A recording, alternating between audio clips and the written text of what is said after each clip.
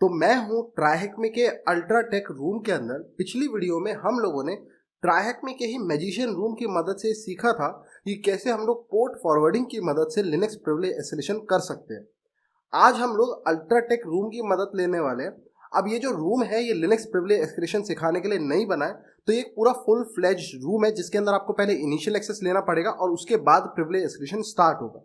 अब क्योंकि ये पूरी सीरीज लिनक्स प्रिविलेज एस्केलेशन के ऊपर फोकस्ड है, तो मैं इनिशियल एक्सेस आपको नहीं सिखाऊंगा, वो आप खुद से कर सकते हो। एक बार जब आप इनिशियल एक्सेस कर लोगे उसके बाद आपको शेल मिलेगा और वहां से हम लोग कंटिन्यू करते हैं लिनक्स प्रिविलेज एस्केलेशन वाला पार्ट। इसका जो इनिशियल एक्सेस है बहुत फन है। जिन लोगों को वेब पेन टेस्टिंग में इंटरेस्ट है, बग बाउंटी में इंटरेस्ट है, उनके लिए काफी फन पार्ट है। तो अब जहां पे मेरे को इसका शेल मिल रखा है वहां पे चलते हैं सीधा। अब शेल मिलने के बाद आज के अपने लिनक्स प्रिविलेज एस्केलेशन के टॉपिक के बारे में बात करते हैं, जो कि है privilege escalation through users group. ठीक है, जो यूजर है वो ग्रुप्स का पार्ट होता है, मल्टीपल ग्रुप्स का पार्ट होता है, उसकी मदद से कैसे प्रिविलेज एस्केलेशन कर सकते हैं। अब सबसे पहले मैं एक बेसिक सा आपको इंट्रोडक्शन देता हूँ ग्रुप्स का। जिन लोगों को नहीं पता तो आप क्या काम कर सकते हो, अगर आपके सिस्टम पे बहुत सारे यूजर्स हैं और आप उन सब यूजर्स को कंट्रोल करना चाहते हो, परमिशन देना है, कुछ काम करना है, तो आप कैसे कर सकते हो? या तो इंडिविजुअली कर सकते हो, लेकिन अगर वो बहुत सारे यूजर्स हैं तो आप क्या काम कर सकते हो, ग्रुप बना सकते हो और बहुत सारे यूजर्स को उस ग्रुप का पार्ट बना सकते हो और उस ग्रुप को परमिशन दोगे तो ऑटोमेटिकली सारे इंडिविजुअल यूजर्स को भी परमिशन मिल जाएगी। ठीक है, फॉर एग्जांपल अगर मान लो मेरे ये एक सर्वर है, इस सर्वर पे सिस्टम एडमिनिस्ट्रेटर्स बहुत सारे लॉगिन करते हैं, डेवलपर्स भी कई बार लॉगिन करते हैं, कई बार इस पे कोई मैनेजर भी लॉगिन करता है। अब मैं सबको हर अलग अलग परमिशन देनी है। मैं चाहता हूं जो एडमिनिस्ट्रेटर है वो सब कुछ देख पाए, लेकिन डेवलपर सिर्फ वो चीजें देख पाए जैसे सोर्स कोड वगैरह, बाकी सेटिंग्स नहीं देख पाए। तो वो कैसे कर सकते हो? आप क्या काम कर सकते हो, डेवलपर्स का एक ग्रुप बना सकते हो और सारे डेवलपर्स को उसमें डाल दो। मैनेजर्स का एक ग्रुप बना सकते हो, सारे मैनेजर्स को उसमें डाल दो और मैनेजर्स को अपनी परमिशन दे दो उनके हिसाब से, उनके ग्रुप को। डेवलपर्स के ग्रुप को एक परमिशन दे दो उनके हिसाब से। तो ऑटोमेटिकली जितने भी डेवलपर्स जो उस ग्रुप का पार्ट होंगे वो सब उतनी परमिशन में रिस्ट्रिक्टेड रहेंगे। तो आप ऐसे अपने काम को ऑर्गेनाइज कर सकते हो। लेकिन जब आप किसी ग्रुप में किसी यूजर को डाल रहे हो तो उस ग्रुप में जितनी भी चीजें हैं वो यूजर वो सब कर सकता है, उसका वो फायदा भी उठा सकता है, ऐसे ही जैसे आज हम करने वाले प्रिविलेज एस्केलेशन अपना फायदा उठा के। तो इस वीडियो के अंदर हम आज दो ग्रुप्स का फायदा उठाने वाले हैं। पहला ग्रुप होगा हमारा डॉकर ग्रुप, जिसकी मदद से हम अपना फायदा उठाएंगे। तो डॉकर एक ग्रुप होता है जिसके अंदर हम किसी यूजर को अगर ऐड कर देते हैं तो वो डॉकर को रन कर सकता है। अब जिन लोगों को डॉकर नहीं पता, मैं छोटा सा इंट्रोडक्शन देता हूँ डॉकर के बारे में। तो डॉकर को आप ऐसे समझ सकते हो वर्चुअल बॉक्स की तरह। ठीक है, तो वर्चुअल बॉक्स क्या काम करता है, वर्चुअलाइजेशन करता है, यानी कि मल्टीपल वर्चुअल मशीन्स आपको रन करने में हेल्प करता है। वैसे ही डॉकर क्या काम करता है, वो कंटेनराइजेशन करता है, यानी कि वो मल्टीपल कंटेनर्स को रन करने में हेल्प करता है। अब जिन लोगों को अभी भी समझ नहीं आया, तो जैसे वर्चुअल मशीन्स होती है ना, आप एक कंप्यूटर पे मल्टीपल वर्चुअल मशीन्स रन कर सकते हो।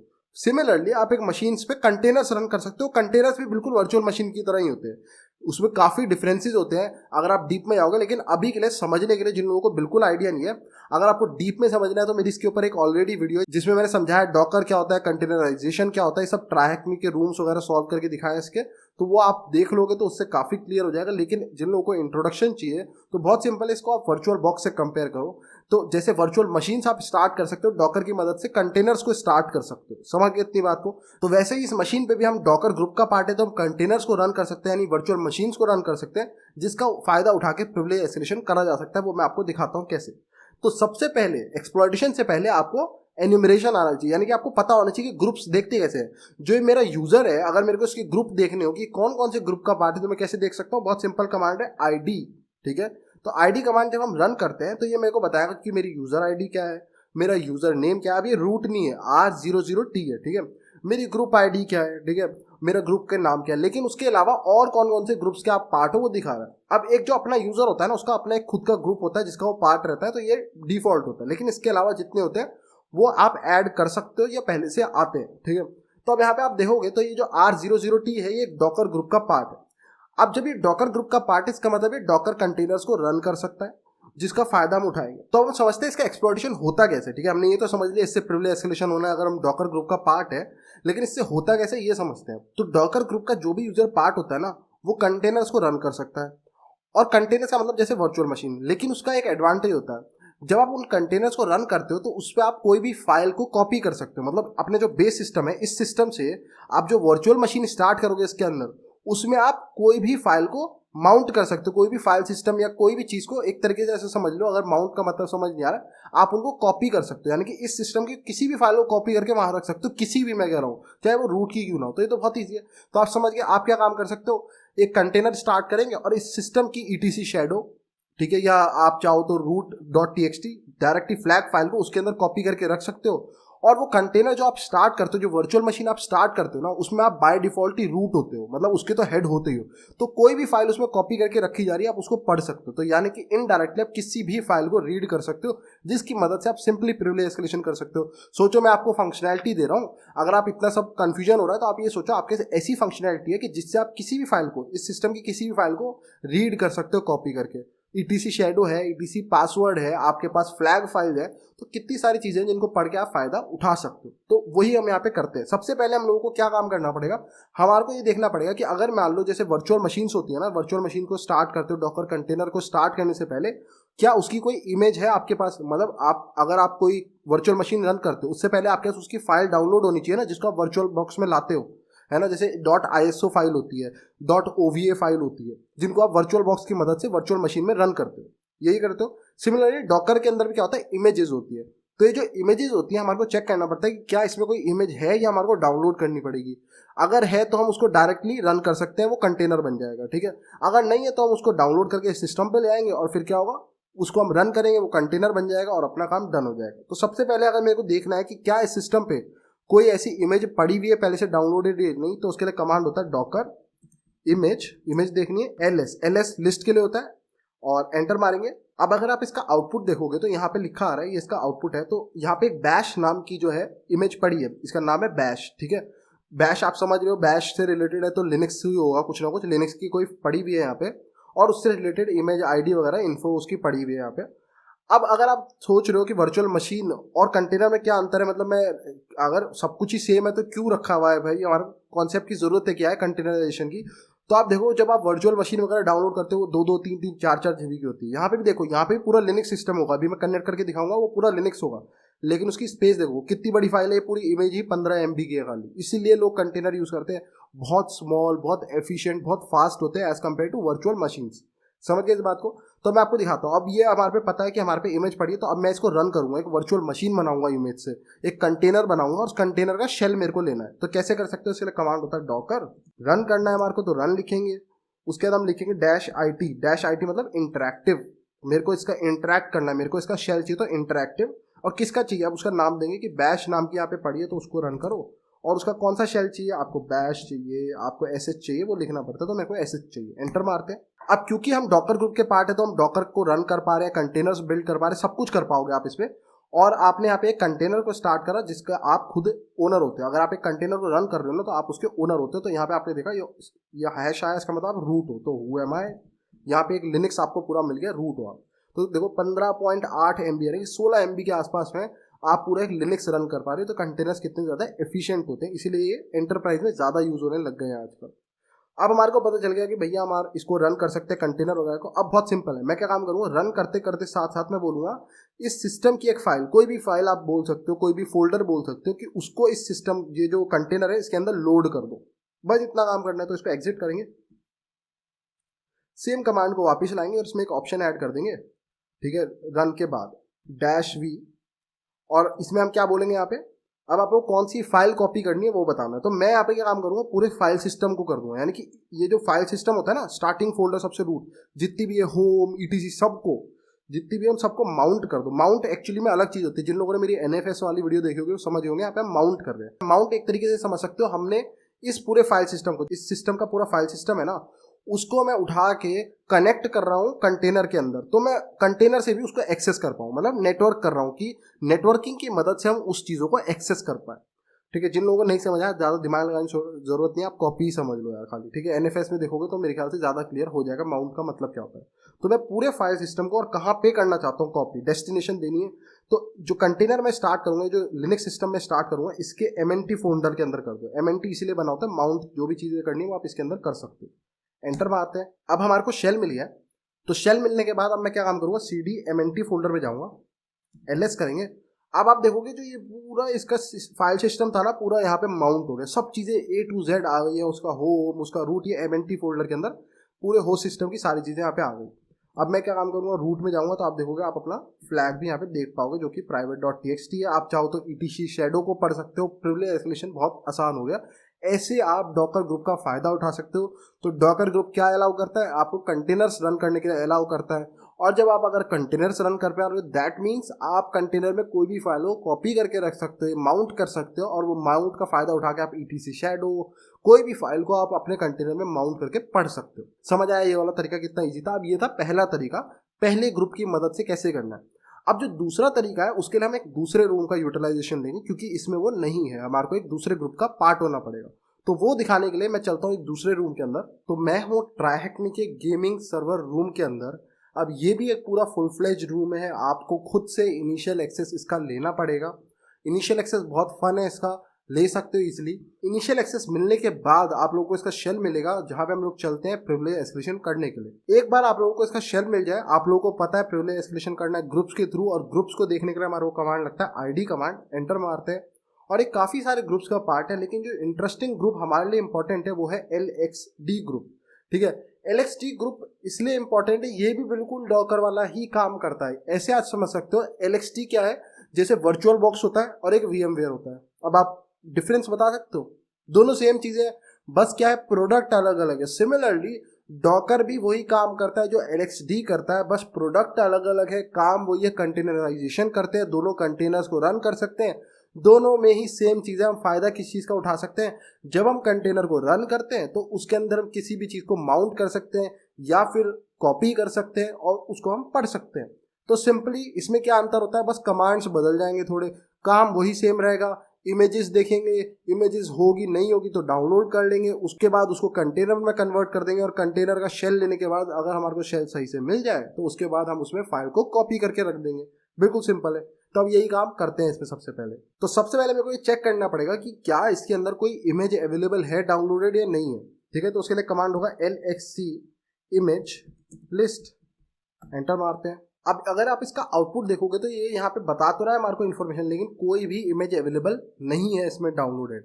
अब क्योंकि ट्राइहैकमी की मशीन पे इंटरनेट भी नहीं होता तो यहाँ पे हम डायरेक्ट डाउनलोड नहीं कर सकते। तो मैं क्या काम करूँगा, अपनी मशीन पे जाऊँगा, वहाँ पे एक इमेज इंटरनेट से डाउनलोड कर लेंगे और उसको यहाँ पे ट्रांसफर कर देंगे। अब ये जो इमेज मैं बोल रहा हूँ, ये इमेज क्या है, ये कोई भी एक लिनक्स की इमेज हो सकती है। ठीक है, कोई भी एक लिनक्स की, जैसे ISO फाइल्स आप करते हो ना, काली लिनक्स की वेबसाइट में जाकर डाउनलोड करते हो .ova file, ISO file, VMDK file.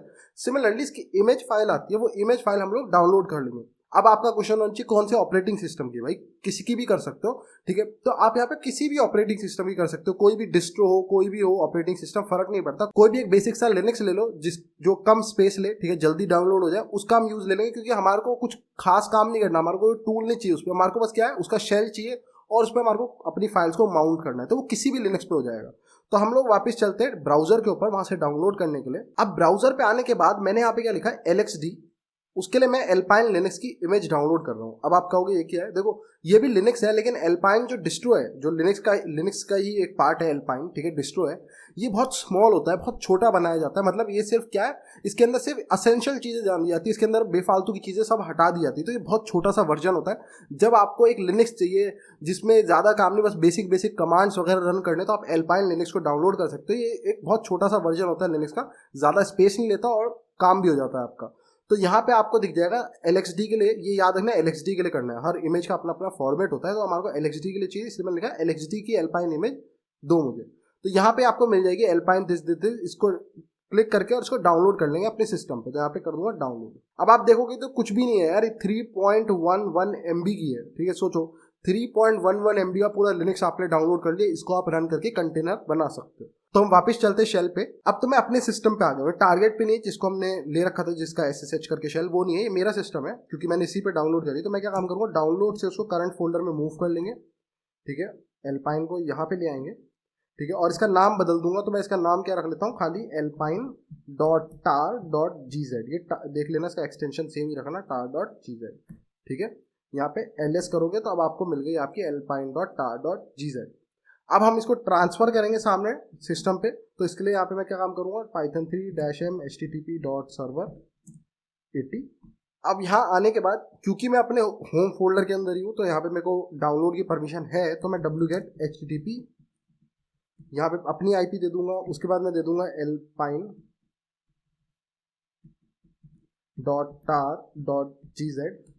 और एंटर मारेंगे और यहाँ पे डाउनलोड हो गई। डाउनलोड होने के बाद बहुत सिंपल है, जैसे आप क्या काम करते हो, आपने अगर कोई फाइल डाउनलोड कर दी तो उसको वर्चुअल बॉक्स में डालना पड़ेगा, सेलेक्ट करना पड़ेगा वर्चुअल बॉक्स में। सिमिलरली अब हमने क्योंकि डाउनलोड कर ली तो हमारे को LXD को बताना पड़ेगा कि हमने ये फाइल ले ली है, इसको इंपोर्ट कर लो अपने अंदर।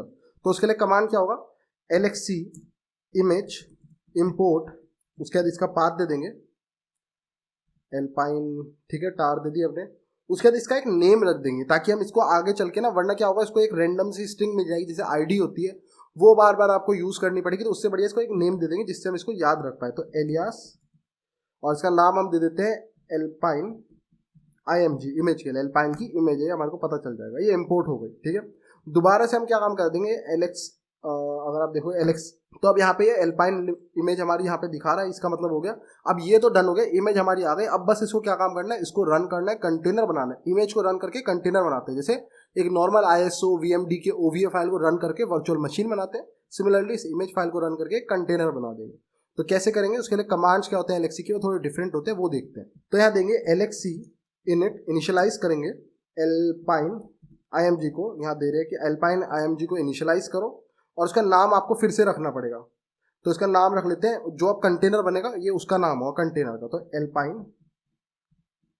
कॉन रख लेते हैं, कंटेनर के लिए कॉन हो गया, ठीक है। और इसमें एक ऑप्शन दे रहे हैं हम, ये एडिशनल ऑप्शन हम दे रहे हैं, -C security dot privileged equals to true, ठीक है। अब इसका मतलब क्या, मैं स्पेस नहीं देते इसमें, ठीक है। अब इस ऑप्शन का मतलब क्या है ये देख लेते हैं। ये जो हम कंटेनर बना रहे हैं, हमने यहाँ पे क्या है कि भाई इसको पूरे प्रिविलेजेस, इसको कोई सिक्योरिटी फीचर रोके ना, इसको पूरे प्रिविलेजेस के साथ रन करो। पूरे प्रिविलेजेस का मतलब क्या है कि मैं ताकि पूरा फाइल सिस्टम इसमें लोड कर पाऊँ, इसलिए मैं ये ऑप्शन दे रहा हूँ। इसके लिए आपको सूडो की कोई जरूरत नहीं है, इसके लिए कुछ होने की जरूरत नहीं है। ये कोई भी नॉर्मल यूजर जो कि LXD ग्रुप का पार्ट है वो ये रन कर सकता है। तो हम इसको क्या बोल रहे हैं, भैया इस कंटेनर को फुल प्रिविलेजेस के साथ रन करो, इसको रोकना मत। एंटर मारते हैं और यहाँ पे क्रिएटिंग एल्पाइन कॉन आ गया, हमारा जो कंटेनर है वो बन रहा है। अब हम इसमें अपना मेन काम करेंगे, कंटेनर बन गया हमारा, सब हो गया। अब मैं इसमें क्या काम करूंगा, वो एक कॉपी वाला काम कि अपनी जो पूरा फाइल सिस्टम है वो इसमें माउंट कर दूंगा, लोड कर दूंगा। तो कैसे करेंगे, LXC कॉन्फ़िगरेशन छेड़नी, इसलिए कॉन्फ़िग डिवाइस ऐड करनी है हमारे को एल्पाइन कॉन, इसके अंदर करो, ये बता रहे हैं कौन सा कंटेनर, आप पे मल्टीपल भी हो सकते हैं तो नाम देना पड़ता है। अब माई डिवाइस डिस्क, यानी मेरे जो ये वाला सिस्टम है इसकी जो डिस्क है उसमें से, अब मैं बताऊंगा सोर्स, उसमें से एक काम करो, जो पूरा फाइल सिस्टम है, यहाँ पे आप कोई फोल्डर कोई भी दे सकते हो, तो मैं पूरे फाइल सिस्टम को कहाँ पे पाथ, इसको माउंट कर दो, कहाँ पे कर दो, /MNT फोल्डर के अंदर इसको कर दो। आप कोई भी दे सकते हो, मैं MNT दे रहा हूँ, /MNT के अंदर इसको पूरा माउंट कर दो। और यहाँ पे एक और ऑप्शन देंगे, रिकर्सिव इक्वल्स टू ट्रू, यानी कि रिकर्सिवली इसके अंदर जो फोल्डर है, उनके अंदर जो फोल्डर है, चाइल्ड फोल्डर, मतलब पूरे सिस्टम को कर दो। ऐसा ना खाली ऊपर ऊपर के फोल्डर्स, सारे रिकर्सिवली कर दो। एंटर मारते हैं और ये यहाँ पे हमारा यहाँ पे सेट हो गया, जो लोड हो गई हमारी, माउंट हो गई फाइल सिस्टम इसके अंदर। अब हमारे को क्या काम करना है, अभी तक हमने क्या काम करा है, यहाँ पे इसको क्रिएट कर दिया, कंटेनर बन गया, कंटेनर की अपनी जो सेटिंग्स थी, लोड वगैरह करना था, माउंटिंग करनी थी, वो हो गया। अब इसको स्टार्ट करके इसका शेल लेना है, तो उसके लिए कमांड क्या होगा, LXC स्टार्ट एल्पाइन कॉन, इसको स्टार्ट करो, स्टार्ट हो गया। अब इसका शेल लेना है, तो LXC exec alpine con bin sh run करो एल्पाइन कॉन के अंदर। ये हमको इसका रूट का शेल मिल गया, यानी कंटेनर का शेल मिल गया। अब अगर आप डिफरेंस देखोगे तो डिफरेंस ये है कि डॉकर के कमांड्स काफ़ी ज़्यादा सिंपल है, काफ़ी ज़्यादा, इसमें तो काफ़ी लंबे लंबे और काफ़ी सारे कमांड्स भी थे, उससे काफ़ी ज़्यादा सिंपल है। बट अगेन एक चीज़ याद रखना, जो LXC है ना, ये थोड़ा पुराना है और छोटा है as compare to Docker. Docker बहुत बड़ा कॉन्सेप्ट है, बहुत जगह यूज होता है। LXD छोटा कॉन्सेप्ट है, पहले डॉकर इसी का यूज लिया करता था, ठीक है। तो LXD का आप यूज ले सकते हो अपनी डेली लाइफ में, अगर आपको यूज लेना है, थोड़ा डिफ्रेंशिएट रखना है कुछ सामान को, कंटेनर इस कंटेनर में, उस कंटेनर में। बट अगर आपको एक बड़े स्केल पे जाना है तो डॉकर आपके लिए ज़्यादा अच्छी चीज़ है। अब हम क्या काम करते हैं, CD/MNT में चलते हैं, LS करते हैं और यहाँ पे सारी चीज़ें माउंटेड हमारे को मिल जाएगी। CD रूट में चलते हैं, ठीक है। याद रखना गलती से भी ये /रूट मत लिख देना, ठीक है। आपको MNT के रूट के अंदर जाना है, ठीक है। और यहाँ आने के बाद आपको LS करोगे तो आपको root.txt आपकी मिल जाएगी, etc के अंदर शेडो मिल जाएगी, पासवर्ड हैश क्रैक करना चाहते हो उससे भी आपका काम हो जाएगा।